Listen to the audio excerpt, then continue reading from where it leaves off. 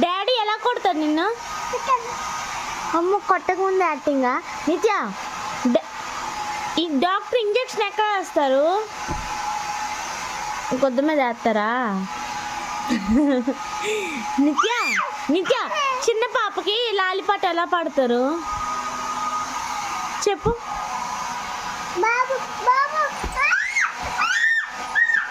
చేతులు కట్టు.